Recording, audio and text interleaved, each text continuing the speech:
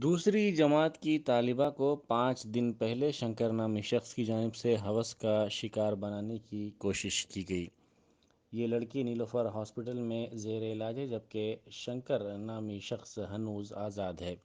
Media से बात करते हुए कांग्रेस कायद रामचंद्र नायक ने कहा कि मुलजिम एक सरकर्दा जमात की सरपंच का शौहर है। उन्होंने इल्ज़ाम लगाया कि अब तक इस मुलजिम को गिरफ्तार नहीं किया गया है। मैं डॉक्टर रामचंद्र नायक डोरनकल कॉन्स्टिट्यूंसी से कॉन्टेस्टेड कैंडिडेट कांग्रेस पार्टी। 5 दिन पहले एक 6 साल की बच्ची पे गंजाई पी के और शराब पी के एक सरपंच, एक अधिकार पार्टी लीडिंग पार्टी का सरपंच का हस्बैंड एजुकेटेड रहने पर भी ये ऐसा जुल्म करने का, ये अत्याचार करने का प्रयत्न करा। और लड़की को एग्जामिन करे तो पूरा इंजुरीज भी है। लेकिन अब तक ये गवर्नमेंट, तेलंगाना गवर्नमेंट वो आदमी को रिमांड लेने में देर हो रहा है और वो आदमी को पनिशमेंट देने भी देर हो रहा है।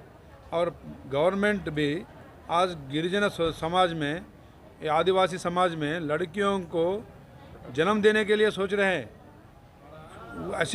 ऐसे तरह में ऐसा डर डर डर डर से ये बच्चियों को पालने के लिए गिरिजन समाज तकलीफ हो रहा है। इसी वास्ते ये गवर्नमेंट इमीडिएट रिस्पॉन्ड होना, वो फैमिली को मिनिमम 1 करोड़ एक्सग्रेशिया देना है। उनको रहने के लिए घर नहीं है, उनको डबल बेडरूम का भी अलाट करना है।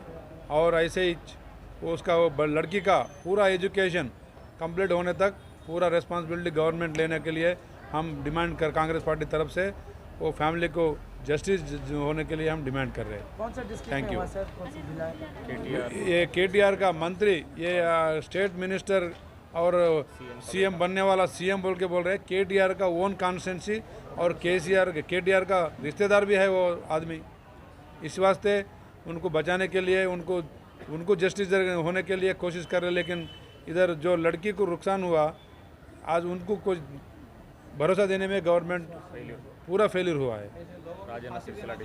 ऐसा ये रिपीट फ्यूचर में ये रिपीट ना होने के लिए भी गवर्नमेंट एक पकड़बंदी एक्ट लाना है और कानून लाना है। और वो फैमिली को भी फाइनेंशियल और एजुकेशनली सपोर्ट करने का भी पूरा जिम्मेदारी ये गवर्नमेंट लेना बोल के हम डिमांड कर रहे हैं।